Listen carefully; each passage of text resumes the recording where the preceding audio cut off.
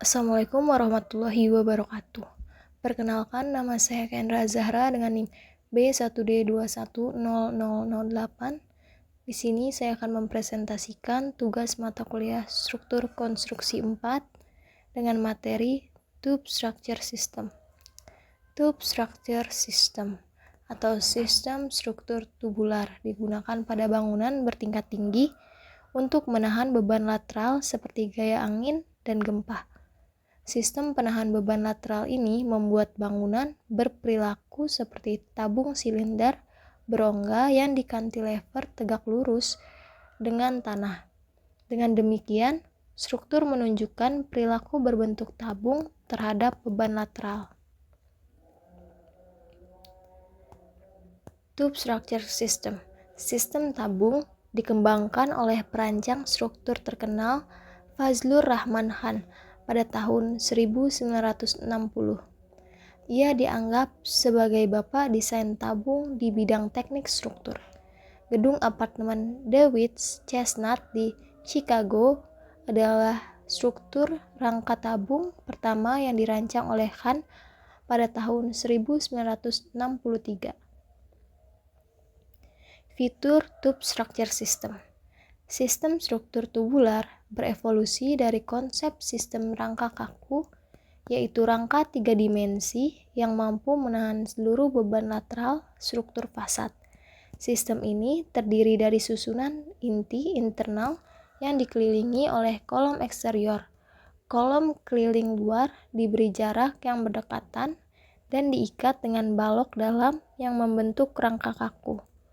Oleh karena itu, penataan ini menciptakan dinding struktural yang padat dan kuat di sepanjang bagian luar bangunan.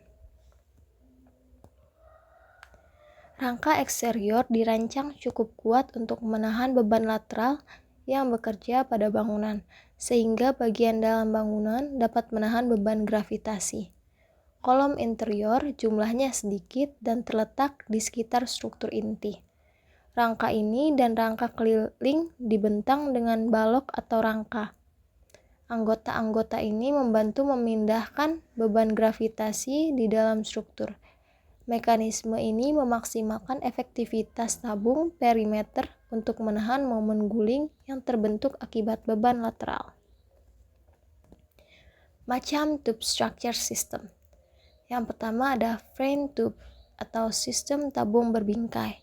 Yang kedua ada brace tube atau sistem tabung bertali. Yang ketiga ada bundle tube atau sistem tabung yang dibandel. Yang keempat, tube in tube atau sistem tabung dalam tabung. Yang pertama, frame tube. Ini adalah bentuk paling sederhana dari tube system structure dan dapat digunakan pada berbagai bentuk denah, termasuk persegi, persegi panjang, lingkaran, dan bentuk bebas. Tipe ini cukup efisien digunakan pada bangunan dengan ketinggian 38 sampai 300 meter atau 125 sampai 1000 kaki. Frame tube adalah tipe sistem awal yang dikembangkan oleh Khan. Khan mendefinisikan struktur frame tube sebagai struktur ruang 3 dimensi yang terdiri dari 3, 4, atau mungkin lebih banyak frame, brace frame atau shear walls, menyatu atau dekat tepi untuk membentuk sistem struktur vertikal seperti tabung yang mampu menahan gaya lateral kekuatan ke segala arah dengan cantilever dari fondasi. Yang kedua, brace tube atau truss tube. Sistem truss tube atau juga dikenal sebagai bracing mirip dengan frame tube, tetapi memiliki kolom eksterior lebih sedikit dan lebih berjauhan. Untuk mengimbangi kolom yang lebih sedikit, bracing, baja, atau dinding geser beton digunakan untuk mengikat kolom-kolomnya. Dengan menghubungkan semua kolom eksterior, akan membentuk kotak kaku yang mampu menahan gaya geser lateral dengan aksial di anggota-anggotanya daripada melalui lentur atau menekuk atau melengkung.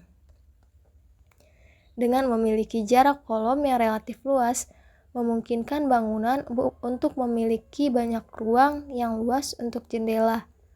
Diagonal yang digunakan pada setiap fasad harus berpotongan pada titik yang sama pada sudut kolom. Diagonal ini berinteraksi dengan fasad yang tegak lurus untuk membuat struktur tubular dan menyamakan beban gravitasi antar kolom. 3. Bundle tube. Sistem struktur ini dapat digambarkan sebagai suatu kumpulan tabung-tabung terpisah yang membentuk tabung multi-use. Pada sistem ini, kekakuan akan bertambah. Sistem ini dapat memungkinkan bangunan mencapai bentuk yang paling tinggi dan daerah lantai yang sangat luas. Bersama-sama mereka bekerja untuk menahan beban lateral dan momen terbalik. Sistem ini tidak hanya efisien secara ekonomi, tetapi juga memungkinkan untuk desain bangunan yang lebih fleksibel, mengadopsi bentuk-bentuk yang menarik, dan dalam pengelompokan yang dinamis, daripada sekedar menara berbentuk kotak. Jenis bangunan pertama yang menggunakan sistem ini adalah Menara Willis di Chicago.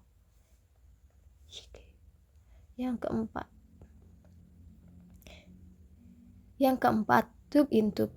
Sistem ini juga dikenal sebagai Hall and Core dan terdiri dari tabung inti di dalam struktur yang terdapat utilitas dan lift, serta sistem tabung yang berada di bagian luar berfungsi untuk menahan sebagian besar gravitasi dan beban lateral.